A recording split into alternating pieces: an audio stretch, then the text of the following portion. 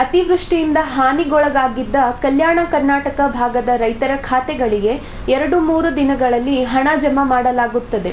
ಕಬ್ಬು ಬೆಳೆಗಾರರಿಗೆ ಪ್ರತಿ ಟನ್ ಕಬ್ಬಿಗೆ 3,000 ರೂಪಾಯಿ ನೀಡಲಾಗುತ್ತದೆ ಎಂದು ಜಿಲ್ಲಾ ಉಸ್ತುವಾರಿ ಸಚಿವ ಪ್ರಿಯಾಂಕ ಖರ್ಗೆ ತಿಳಿಸಿದ್ದಾರೆ. ಮೊದಲನೇದು ತಮಗೆಲ್ಲ ಗೊತ್ತಿರೋ ಹಾಗೆ ಕಳೆದ ತಿಂಗಳು ಮಾನ್ಯ ಮುಖ್ಯಮಂತ್ರಿಗಳು ಅತಿವೃಷ್ಟಿಯಿಂದಾಗಿರುವ ಹಾನಿ ಬಗ್ಗೆ ಸಾಕಷ್ಟು ಸಮೀಕ್ಷೆ ಕೂಡ ಮಾಡಿ ನಮ್ಮ ಕಲ್ಯಾಣ ಕರ್ನಾಟಕ ಭಾಗದ ಒಂದು ಸಂಪೂರ್ಣವಾದಂಥ ಮಾಹಿತಿಯನ್ನು ಸಂಗ್ರಹಣೆ ಮಾಡಿ ಇಲ್ಲಿ ಕಲಬುರಗಿನಲ್ಲೇ ಸಭೆ ಕೂಡ ನಡೆಸಿದರು. ಅದಾದ ನಂತರ ಪರಿಹಾರ ಕೂಡ ರಾಜ್ಯ ಸರ್ಕಾರದಿಂದ ಮತ್ತು SDRF NDRF ನಾಮ್ಸ್ ಪ್ರಕಾರ ಕೂಡ ಘೋಷಣೆ ಮಾಡಿದರು. ತಮ್ಗೆ ಗೊತ್ತಿರೋ ಹಾಗೆ ಆಗಸ್ಟಲ್ಲಿ ಸುಮಾರು 69% ಹೆಚ್ಚುವರಿ ಮಳೆ ಬಂದಿತ್ತು ಮತ್ತು ಸೆಪ್ಟೆಂಬರ್ನಲ್ಲಿ 63% ಹೆಚ್ಚಾಗಿತ್ತು. ನಾವು ಪ್ರಿಲಿಮಿನರಿ ರಿಪೋರ್ಟನ್ನು ಸಬ್ಮಿಟ್ ಮಾಡಿದಾಗ 3,24,205 ಹೆಕ್ಟೇರ್ ಪ್ರದೇಶದಲ್ಲಿ ಬೆಳೆ ಹಾನಿಯಾಗಿದೆ ಅಂತ ನಾವು ಕೊಟ್ಟಿದ್ವಿ. ಅದಾದಮೇಲೆ ಜಂಟಿ ಸಮೀಕ್ಷೆ ಮಾಡಿ ಎಲ್ಲ ಅಂಕಿಅಂಶಗಳು ದತ್ತಾಂಶಗಳನ್ನು ತಗೊಂಡಾಗ ಸುಮಾರು 3,00,000 ಹೆಕ್ಟೇರು 3,07,000 ಹೆಕ್ಟೇರು ಅಂತ 2.91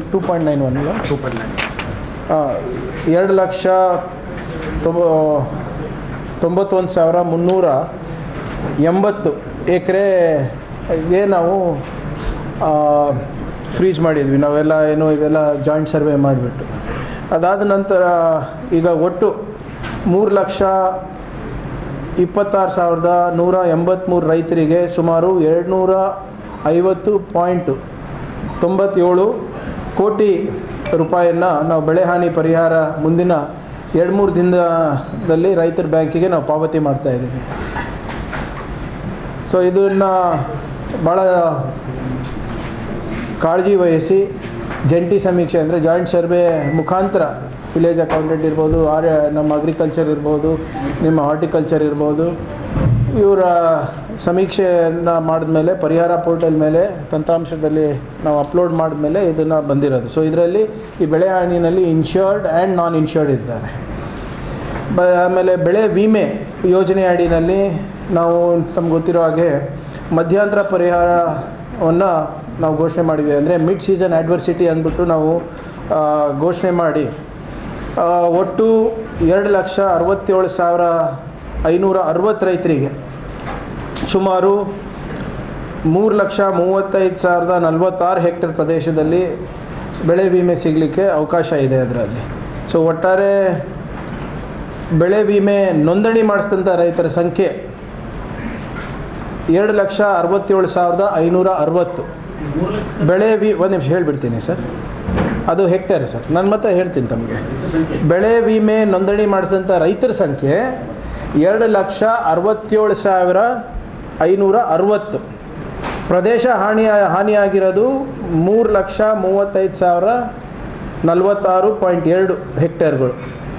ಸೊ ಅಂದಾಜು ಬೆಳೆ ವಿಮೆ ಮಧ್ಯಂತರ ಅಂದರೆ ಮಧ್ಯಂತರ ಪರಿಹಾರಕ್ಕೆ ಮಿಡ್ ಸೀಸನ್ ಅಡ್ವರ್ಸಿಟಿಗೆ ನಮ್ಗೆ ಬರ್ತಾ ಇರೋದು 243.41 ಕೋಟಿ ರೂಪಾಯಿ.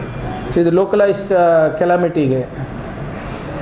ಒಟ್ಟು ಇದರಲ್ಲಿ 22,375 ರೈತರಿಗೆ 8.79 ಕೋಟಿ ಬೆಳೆ ವಿಮೆ ಪರಿಹಾರ ಕೆಲವೇ ದಿನಗಳಲ್ಲಿ ಅವರಿಗೂ ಸಿಗುತ್ತೆ ಬ್ಯಾಂಕ್ ಮುಖಾಂತರ. ಸೊ 22,385 ರೈತರಿಗೆ ಕ್ಲೋಸ್ ಟು ಅರೌಂಡ್ 8.79 ಕ್ರೋರ್ಸ್ ಸಿಗುತ್ತೆ. ಕರೆಕ್ಟ್ ಅಲ್ಲ ಸರ್? ಮಿಡ್ ಸೀಸನ್ ಅಡ್ವರ್ಸಿಟಿನಲ್ಲಿ ಇದೆಲ್ಲ ತಮಗೆ ಅಂಕಿಅಂಶಗಳನ್ನು ತಮ್ಗೆ ತಲುಪಿಸ್ತೀವಿ. ಎರಡನೇ ವಿಚಾರ, ನಿಮ್ಗೆ ಗೊತ್ತಿರೋ ಹಾಗೆ ಕೆಲವು ವಾರದಿಂದ ಈ ಕಬ್ಬು ಬೆಳೆಗಾರರಿಗೆ ಸಾಕಷ್ಟು ತೊಂದರೆ ಆಗ್ತಾಯಿದೆ. ನಮ್ಮ ಜಿಲ್ಲೆಯಲ್ಲೂ ಕೂಡ ಯಾವ ರೀತಿ ಬೆಳಗಾವಿ, ಹಾವೇರಿ, ಬಾಗಲಕೋಟ್ನಲ್ಲೆಲ್ಲ ಸ್ವಲ್ಪ ಸಮಸ್ಯೆ ಆಗಿತ್ತು, ನಮ್ಮ ಜಿಲ್ಲೆಯಲ್ಲೂ ಕೂಡ ಆಗಿತ್ತು. ಈಗಾಗಲೇ DC ಅವರು 6-7 ಮೀಟಿಂಗು ಫ್ಯಾಕ್ಟ್ರಿ ಮುಖ್ಯಸ್ಥರ ಜೊತೆ ಮಾತನಾಡಿದ್ದಾರೆ. ಅದಾದಮೇಲೆ ನಾನು 1-2 ಸರಿ ಮಾತನಾಡಿದ್ದೀನಿ, ರೈತರ ಜೊತೆ ನಾನು ಮಾತನಾಡಿದ್ದೀನಿ. ಇವಾಗ ಅವರಿಗೆಲ್ಲ ಏನು ನಮ್ಮ ರಿಕವರಿ ರೇಟ್ ಏನಿದೆ, it is not as high as Belagavi. ಅಲ್ಲಿ ಕೆಲವರು 12%, 13% ತನಕ ಹೋಗುತ್ತೆ. ಆದರೆ ನಮ್ಮದು ಇಲ್ಲಿ 10 to 11% ತನಕ ಇರುತ್ತೆ. ಸೊ ಅದರಿಂದ 2,960 ರೂಪಾಯಿಗಳಿಗೆ ಅವರಿಗೆ ಮೊದಲನೇ ಕಂತಿನಲ್ಲಿ ಕಪ್ ಪೂರೈಸಿದ 14 ದಿನದೊಳಗೆ ನಾವು ಅವರು ಕೊಡಲಿಕ್ಕೆ ಒಪ್ಪಿದ್ದಾರೆ. ಅದ್ರ ಜೊತೆ ನಮ್ಮ 50 ರೂಪಾಯಿ ರಾಜ್ಯ ಸರ್ಕಾರದ್ದು ಅದನ್ನು ಕೂಡ ಆಗುತ್ತೆ. ಸೊ ಒಟ್ಟು 3,000 ರೂಪಾಯಿ ಪ್ರತಿ ಟನ್ನಿಗೆ ಕಬ್ಬಿಗೆ ಕೊಡಲಿಕ್ಕೆ ಅವರು ನಿನ್ನೆ ನಮಗೆ ಹಿಂಬರ ಕೊಟ್ಟಿದ್ದಾರೆ, ಎಲ್ಲ 6 ಕಂಪನಿಗಳು. ಇಲ್ಲ ಸರ್, ನಿನ್ನೆ ಮಾತಾಡಿದ್ಮೇಲೆ ಅವ್ರು ಒಪ್ಪಿರೋದು. ಈಗ ರೈತರು ಕೆಲವು ಹೆಚ್ಚು ಸಂಖ್ಯೆಯಲ್ಲಿ ರೈತರು ಇದಕ್ಕೆಲ್ಲ ಒಪ್ಪಿದ್ದಾರೆ, ಕೆಲವು ರೈತರು ಇನ್ನೂ ಕೂಡ ಇಲ್ಲ ನೀವು ಹೇಳಿದಂಗೆ 3,160 ಬೇಕು ಅಂತ ಅವ್ರು ಕೇಳ್ತಾ ಇದ್ದಾರೆ. ಬಟ್ ಎಲ್ಲಿ ನಮ್ಮದು ರಿಕವರಿ ಇಲ್ಲ ಅಂದ್ಬಿಟ್ಟು ನಾವು ಅವರು ಯಾರು ಫ್ಯಾಕ್ಟ್ರಿ ಮಾಲೀಕರವರು ಎಲ್ಲ ಅಂಕಿಅಂಶಗಳನ್ನು ಕೊಟ್ಟಿದ್ದಾರೆ. ಇದಕ್ಕಿಂತ ಹೆಚ್ಚು ನಾವು ಮಾಡಲಿಕ್ಕೆ ಅಂತ ಆಗೋದಿಲ್ಲ ಅಂತ ಕೂಡ ಅವರು ಹೇಳ್ತಾ ಇದ್ದಾರೆ. 2,000 ಆ್ಯಕ್ಚುಲಿ ನಿಮ್ಗೆ ನೆನಪಿದ್ರೆ ನಮ್ಮ ಇದಕ್ಕೆ ಯಾವುದು ಈ ಪ್ರತಿಭಟನೆಗಳು ಪ್ರಾರಂಭ ಆಗೋದಕ್ಕಿಂತ ಮುಂಚೆ 2,700ಗೆ ಒಪ್ಪಿಸಿದ್ರು.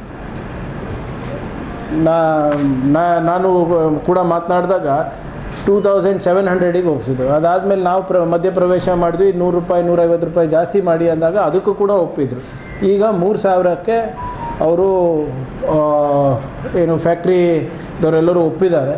ನನ್ನ ಮನವಿ ತಮ್ಮ ಮುಖಾಂತರ ಎಲ್ಲ ನಮ್ಮ ರೈತ ಸ್ನೇಹಿತರಿಗೆ ಬಂದವರಿಗೆ ದಯವಿಟ್ಟು 3,000 ಒಪ್ಪಿದ್ರೆ ಹೋದ ಬಾರಿಗಿಂತ 12% ಜಾಸ್ತಿ ಸಿಗ್ತಾ ಇದೆ ಸರ್. ಹೋದ ಬಾರಿ 2,700 ಅಷ್ಟೇ ಸಿಕ್ಕಿದೆ. ಮತ್ತು ಇನ್ನು ಕೆಲವು ಫ್ಯಾಕ್ಟ್ರಿಗಳ ಮಾಹಿತಿ ಪ್ರಕಾರ HNT ಅಂದರೆ ಹಾರ್ವೆಸ್ಟ್ ಮತ್ತು ಟ್ರಾನ್ಸ್ಪೋರ್ಟಿಗೂ ಅವರೇ ಕೊಡ್ತಾ ಇದ್ದಾರೆ ಅಂತಲೂ ಕೂಡ ಹೇಳ್ತಾಯಿದ್ರು. ಸೊ ಇದು ಯಾರು ನಾವು DC ಅವರೆಲ್ಲರೂ ಸೇರಿ ಅವ್ರ ಜೊತೆ ಮಾತನಾಡಿದ್ಮೇಲೆ ಇದು ರೇಟ್ ಹೀಗೆ ಒಪ್ಕೊಂಡಿದ್ದಾರೆ. ಸೊ ತಮ್ಮ ಮುಖಾಂತರ ಅವ್ರಿಗೆ ಕೂಡ ನಾನು ಮನವಿ ಮಾಡ್ಕೋತಾ ಇದ್ದೀನಿ. ಯಾಕಂದರೆ ಇದು ಪರಿಸ್ಥಿತಿ ಇನ್ನು ಮುಂದೆ ಹೋದರೆ ಬೆಳೆಗೆ ಸಾಕಷ್ಟು ಎಫೆಕ್ಟ್ ಆಗ್ತದೆ ಅಂದ್ಬಿಟ್ಟು, ಮತ್ತು ಆಮೇಲೆ ಫ್ಯಾಕ್ಟ್ರಿಗಳಲ್ಲಿ ಕೂಡ ಲೇಬರ್ ಅವರು ಕೂಡ ಇರ್ತಾರೆ, ಅವ್ರಿಗೂ ಎಫೆಕ್ಟ್ ಆಗುತ್ತೆ. ಸೊ ಇದಕ್ಕೆ ಒಪ್ಪಿಸ್ಲಿಕ್ಕೆ ಭಾಳ ಕಷ್ಟ ಆಯಿತು. ಆದರೂ ಕೂಡ ಇವತ್ತು ಅವ್ರು ಒಪ್ಪಿದ್ದಾರೆ. ಅದಕ್ಕೆ ಎಲ್ಲರೂ ಸಹಕರಿಸ್ಬೇಕಂತ ತಮ್ಮ ಮುಖಾಂತರ ನಾನು ಮನವಿ ಮಾಡ್ಕೋತಾ ಇದ್ದೀನಿ.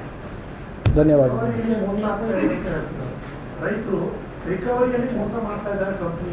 ನೋಡಿ, ಈಗಾಗಲೇ ನಾನು ಕೆಲವು ಸಲಹೆಗಳನ್ನು ಮಂತ್ರಿಗಳಿಗೆ ಕೊಟ್ಟಿದ್ದೆ, ಆ ಪತ್ರ ಬಂದಿದೆ ಅಂತ ನಾನು ಭಾವಿಸ್ತಾ ಇದ್ದೀನಿ. ಇದು ಸಲಹೆಗಳು ನನಗೆ ರೈತರು ಕೊಟ್ಟಿದ್ದು. ನೀವು ಹೇಳ್ದಂಗೆ ಕೆಲವರು ಯಾರು ಫ್ಯಾಕ್ಟ್ರಿನಲ್ಲಿ ಕೆಲಸ ಮಾಡಿದವರಿದ್ದಾರೆ ಅವ್ರು ಕೊಟ್ಟಿದ್ದು. ಸೊ ಅದು ರಿಕವರಿನಲ್ಲಿ ಏನಿದೆ ಅದೆಲ್ಲ ನಾವು ನಮ್ಮ ಕಡೆಯಿಂದ ಏನಾಗಬೇಕು, state government as per act ಅದನ್ನು ನಾವು ಮಾಡ್ತೀವಿ. ಆದರೆ ಕೇಂದ್ರ ಸರ್ಕಾರ ಏನು FRP ನಿಗದಿ ಮಾಡಬೇಕು, MSP ನಿಗದಿ ಮಾಡಬೇಕು, ಅದು ಕೇಂದ್ರ ಸರ್ಕಾರ ಜವಾಬ್ದಾರಿ. ಸಂಪೂರ್ಣವಾಗಿ ಮೈ ಮೇಲೆ ಎಣ್ಣೆ ಹಾಕ್ಕೊಂಡು ಇಲ್ಲ ಇದು ರಾಜ್ಯ ಸರ್ಕಾರನೇ ಮಾಡಬೇಕು ಅಂತ. ಮತ್ತು ಕೇಂದ್ರ ಸರ್ಕಾರ ಏನು ಮಾಡ್ತಾಯಿದೆ? FRP ನಮ್ಮ ಕೈನಲ್ಲಿಲ್ಲ, MSP ನಮ್ಮ ಕೈನಲ್ಲಿಲ್ಲ. ಆಮೇಲೆ ನಾನು ಹೇಳೋದು ಬಿಟ್ಬಿಡಿ, south India sugar cane association ಸೀಸಾ ಅಂತ ಏನು ಕಂಪನಿ ಇದೆ, ಅದರ ಅಧ್ಯಕ್ಷರು ಕೂಡ ಪತ್ರ ಬರೆದಿರೋದು. ಯಾರು ಪ್ರಹ್ಲಾದ್ ಜೋಶಿ ಅವ್ರಿಗೆ ಬರೆದಿದ್ದಾರೆ, ಪ್ರಧಾನಮಂತ್ರಿ ಮೋದಿಯವ್ರಿಗೆ ಬರೆದಿದ್ದಾರೆ. ಇದು ರೇಟ್ ಸರಿ, FRP ಏನು ನೀವು ನಿಗದಿ ಮಾಡಿದ್ದೀರಾ ಅದು ವೈಜ್ಞಾನಿಕವಾಗಿಲ್ಲ ಅಂತ. ಅಸೋಸಿಯೇಷನ್ನಲ್ಲಿ ಹೆಚ್ಚಿರೋದು BJP ಅವರೇ. ಮೊನ್ನೆ ನಿರಾಣಿ ಅವರು ಹೇಳಿರೋ ಮಾತು ಕೇಳಿದ್ದೀರಾ? ಸುಮ್ಮನೆ ನಾವು ಫ್ಯಾಕ್ಟ್ರಿಗಳು ಬಂದ್ ಮಾಡಿಬಿಟ್ಟು ನಿಮ್ಮ ಹೆಸರಲ್ಲೇ ಬರೆದು ಕೊಟ್ಬಿಡ್ತೀವಿ, ಸರ್ಕಾರದ ಹೆಸರಲ್ಲೇ ನೀವೇ ನಡೆಸ್ರಿ ಅಂತಲೂ ಹೇಳಿದ್ದು ಕೇಳಿದ್ದೀರಾ ಇವತ್ತು? ಮತ್ತು ಅವ್ರ ಜವಾಬ್ದಾರಿ ಏನಾಗಿದೆ? ಆಯಿತು, ನಮ್ಮದು ಬಿಟ್ಬಿಡಿ ಸರ್. ಮಹಾರಾಷ್ಟ್ರ ಮುಖ್ಯಮಂತ್ರಿ ಆದ ಫಡ್ನವೀಸ್ ಅವ್ರು ಲೆಟ್ರ್ ಕಳಿಸ್ಕೊಟ್ಟಿದ್ದಾರೆ. FRP ಮತ್ತು MSP ಸರಿಯಾಗಿ ಕೇಂದ್ರ ಸರ್ಕಾರ ಫಿಕ್ಸ್ ಮಾಡ್ತಾ ಇಲ್ಲ ಅಂತ.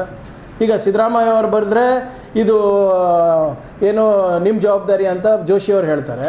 ನಿಮ್ಮ ಮುಖ್ಯಮಂತ್ರಿನೇ ಬರೆದಿದ್ದಾರಲ್ಲ ಮಹಾರಾಷ್ಟ್ರದಲ್ಲಿ, ಅದಕ್ಕೇನು ಉತ್ತರ ಇದೆ ಅವರಿಗೆ? ಒಟ್ಟಾರೆ ಇವರು ಬರೀ ನಮ್ಮ ಮೇಲೆ ಗೂಬೆ ಕೂಡಿಸ್ಲಿಕ್ಕೆ ಮಾಡ್ತಾ ಇರೋದು ಹೊರತು ಅವರು ಏನು ಜವಾಬ್ದಾರಿ ಮಾಡ್ತಾ ಇಲ್ಲ. ಬರೀ ಬೇರೆಯವ್ರ ಕಡೆಯಿಂದ ಆಗಬೇಕು, ರಾಜ್ಯ ಸರ್ಕಾರದಿಂದ ಆಗಬೇಕು ಅಂತ. ಮೊದಲನೇದಾಗಿ ನಮ್ಮ ನಮ್ಮ ರಾಜ್ಯಕ್ಕೆ ಬರಬೇಕಾಗಿರುವ ಪಾಲು ತೆರಿಗೆಯಲ್ಲಿ ಅದು ಬರ್ತಾಯಿಲ್ಲ. ಅದೆಲ್ಲ ಬಂದರೆ ನಾವೆಲ್ಲನೂ ಮಾಡ್ಬೋದು. ಇವತ್ತು ಬಿಹಾರ್ ನೋಡಿ 333 ರೂಪಾಯಿ ಹೋಗ್ತಾ ಇದೆ. ಮಧ್ಯಪ್ರದೇಶಿಗೆ ಸುಮಾರು 300 ರೂಪಾಯಿ ಹೋಗ್ತಾ ಇದೆ, ಯು ಪಿಗೆ ಸುಮಾರು 290 ರೂಪಾಯಿ ಹೋಗ್ತಾ ಇದೆ. ನಮಗೆ ಎಷ್ಟು ಬರ್ತಾ ಇರೋದು 13 ರೂಪಾಯಿ. ಪ್ರತಿ 100 ರೂಪಾಯಿಗೆ ನಾವೇನು ತೆರಿಗೆ ಕಟ್ತಾ ಇದ್ದೀವಿ, ಹೇಗೆ ಮಾಡೋಕ್ಕಾಗ್ತದೆ?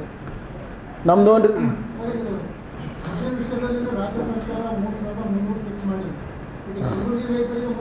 ನಾನು ಬೇಸ್ಡ್ ಆನ್ ರಿಕವರಿ ಇದೆ ಅಲ್ಲ ಸರ್, ಅದು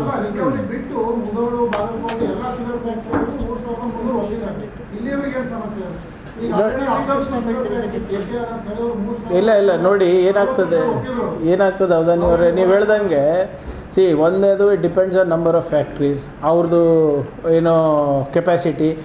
ಮತ್ತು ನಾವು ಬೆಳಗಾವಿನಲ್ಲಿ ಏನಾಗ್ತದೆ, ಅಲ್ಲಿ ಮಹಾರಾಷ್ಟ್ರ ಫ್ಯಾಕ್ಟ್ರೀಸಿಗೂ ಹತ್ತಿರ ಆಗ್ತವೆ. ಅವ್ರದ್ದು ಮಾರ್ಕೆಟಿಗೆ ನಮ್ಮ ಮಾರ್ಕೆಟಿಗೆ ಕಂಪೇರ್ ಮಾಡಲಿಕ್ಕಾಗಲ್ಲ. ಆಮೇಲೆ ಇನ್ಫ್ಯಾಕ್ಟ್ ನೀವು ಮಹಾರಾಷ್ಟ್ರ ಕೆಲವು ಭಾಗದಲ್ಲಿ ಅವರು ಏನು ಭೌಗೋಳಿಕವಾಗಿ ನೋಡೋಕ್ಕೆ ಹೋದರೆ ಅಲ್ಲಿ ಅವ್ರಿಗೆ ರಿಕವರಿ ಅಪ್ ಟು 14% to 16% ಹೋಗ್ತದೆ. ನಮ್ಮಲ್ಲಿ ಅಂಥ ವಾತಾವರಣ ಇಲ್ಲ. ಇಲ್ಲಿ ಲೋಯೆಸ್ಟ್ ಇರೋದು ನಂಬಲ್ಲೇ 11%. So based on that only we have to do, we cannot do for everything. ಇಲ್ಲ ಅವರು ನಡೆಸ್ಬೇಕಲ್ಲ ಫ್ಯಾಕ್ಟ್ರಿಗಳು. ಈಗ ರೈತರ ಬೆಳೆ ತೊಗೊಳೋರು ಯಾರು? ಇವರೇ. ಸೊ ನಾವು ಬಂದು ಹೆಲ್ದಿ ಬ್ಯಾಲೆನ್ಸ್ ಮೇಂಟೈನ್ ಮಾಡಲಿಕ್ಕೆ ನಾವು ಮಾಡ್ತಾ ಇರೋದು ಇದು. ಯಾವುದು ಸರ್? ಯಾವ ಫ್ಯಾಕ್ಟ್ರಿಗಳು?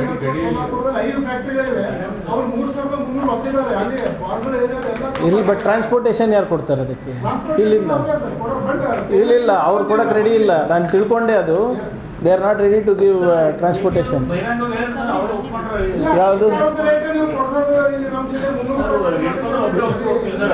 ಇಲ್ಲ. ಈಗ ನಿನ್ನೆ ಎಲ್ಲರೂ ಹಿಂಬರ ಕೊಟ್ಟಿದೆ. ಈಗ ನೋಡಿ, ಉಗಾರ್ದು ರಿಕವರಿ ಈಸ್ 8.8, ಸಿದ್ದಸ್ ಸಿರೀಸ್ 9.6. ಇಲ್ಲ ಈಗ ನೋಡಿ, ವಾಟ್ ಎವರ್ ಇಟ್ ಈಸ್, ಅವ್ರು ಸುಳ್ಳು ಹೇಳ್ತಾ ಇದ್ದಾರೆ, ಇದು ಮಾಡ್ತಾ ಇದ್ದಾರೆ, ವೈಜ್ಞಾನಿಕವಾಗಿ ಅದು ಪರಿಶೀಲನೆ ನಾವು ಮಾಡ್ಬೋದು. ಆದರೆ ಈಗ ಅದನ್ನು ನಾನು ಆಗಲೇ ಸಲಹೆ ಕೊಟ್ಟಿದ್ದೀನಿ. ಬಟ್ ಅದು ಇವಾಗ ತತ್ಕ್ಷಣ ಮಾಡಬೇಕು ಅಂದರೆ ಆಗೋದಿಲ್ಲ. ಅದೇನಿದ್ರು ನಾವು ಮುಂದಿನ ಸರಿನೇ ನಾವು ನೋಡಬೇಕಾಗ್ತದೆ ಹೊರತು ಇವಾಗಂತೂ ಇಲ್ಲ ಸರ್. ಅದು ಇರ್ಬೋದು, NABL ಇರ್ಬೋದು, ಆ್ಯಕ್ಟ್ ಪ್ರಕಾರ ಅವರೆಲ್ಲ ಏನು ಸರ್ಟಿಫಿಕೇಷನ್ ಮಾಡ್ತಾ ಇದ್ದಾರೆ ಅದನ್ನು ಬೋಗಸ್ ಅಂತಲೇ ರೈತರು ಹೇಳ್ತಾರೆ. ಅದಕ್ಕೆ ತೂಕದಲ್ಲಿ ಹೆಚ್ಚು ಕಮ್ಮಿ ವೇವ್ ಬ್ರಿಡ್ಜ್ ಮಾಡಬೇಕು ಅಂತ ಕೂಡ ಅವ್ರು ಹೇಳ್ತಾ ಇದ್ದಾರೆ. ಸೊ ಅವೆಲ್ಲನೂ ಕೂಡ ಈ ಸರಿ ಇಂಪ್ಲಿಮೆಂಟ್ ಮಾಡಬೇಕು ಅಂತಲೇ ನಾನು ಕೂಡ ನನ್ನ ಬರ್ದಿರೋದಲ್ಲ, ಓದಿರ್ಬೋದು ನನ್ನ ಮನವಿ. 7-7.5 ತಾಸು ಕುಂತೀವಿ ಸರ್. CM ಅವರಿರ್ಬೋದು, ನಾವಿರ್ಬೋದು, ಎಲ್ಲರೂ ಈ ನಮ್ಮ ರೈತರ ಹಿತಾಸಕ್ತಿ ಕಾಪಾಡಲಿಕ್ಕೆ ರಾಜ್ಯ ಸರ್ಕಾರ ಇತಿಮಿತಿನಲ್ಲಿ ಏನಾಗುತ್ತೆ ಅದು ಮಾಡಲಿಕ್ಕೆ ನಾವು ಪ್ರಯತ್ನ ಮಾಡಿದ್ದೀವಿ. 7.5-8 ತಾಸು ಫಸ್ಟ್ ಫ್ಯಾಕ್ಟ್ರಿ ಮಾಲಕರಿಗೆ ಮಾತಾಡಿದ್ವಿ, ಅದಾದಮೇಲೆ ರೈತರಿಗೆ ಮಾತಾಡಿದ್ವಿ, ಅದಾದಮೇಲೆ ಒಂದು ಬಣ ಬಂದಿಲ್ಲ, ಅದಾದಮೇಲೆ ಅವರಿಗೂ ಕೂಡ ಮಾತಾಡಿದ್ವಿ, ಮತ್ತೆ ಫ್ಯಾಕ್ಟ್ರಿ ಮಾಲಕರಿಗೆ ಮಾತಾಡಿದ್ವಿ, ಅದಾದಮೇಲೆ ಫೈನಾನ್ಸ್ ಡಿಪಾರ್ಟ್ಮೆಂಟ್ ಅವ್ರಿಗೆ ಖರ್ಚು ಮಾತಾಡಿದ್ವಿ. ಒಂದು ಪ್ರಾಮಾಣಿಕ ಪ್ರಯತ್ನ ಸರ್ಕಾರದಿಂದ ಆಗಿದೆ. ರೊಚ್ಚಿಗೆ ಹೇಳೋಕ್ಕಲ್ಲ. ಇವೆಲ್ಲ ಲೋಕಲಲ್ಲೇ ಡಿಸೈಡ್ ಮಾಡ್ತಾ ಇರ್ತಾರಲ್ಲ ಸರ್. ಈಗ ಅಲ್ಲಿ ಮಾಡ್ತಾ ಇದ್ರಲ್ಲ, ಅಲ್ಲೇ ಈಗ ಇಲ್ಲೇ ನಾವು 2,800ಗೆ ಒಪ್ಪಿಸಿದ್ರಲ್ಲ ಸರ್ ನಾವೇ. ನೋಡಿ ಅಲ್ಲೇನಾಗಿದೆ ನನಗೆ ಅಲ್ಲಿ ಲೋಕಲಲ್ಲಿ ನನಗೆ ಅಷ್ಟು ಮಾಹಿತಿ ಇಲ್ಲ.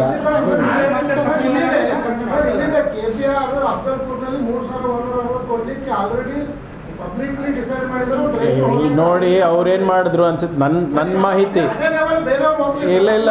ಈಗ ಅಲ್ಲಿ ರೈತರು ಪ್ರತಿಭಟನೆ ಮಾಡ್ತಾ ಇದ್ದಾರೆ ಅಂದ್ಬಿಟ್ಟು ಯಾರೋ ಒಬ್ರು ಹೇಳಿದಾರಂತ ಸುದ್ದಿ ಇದೆ ಹೊರತು ನಮಗೆ ಯಾವುದೇ ಲಿಖಿತ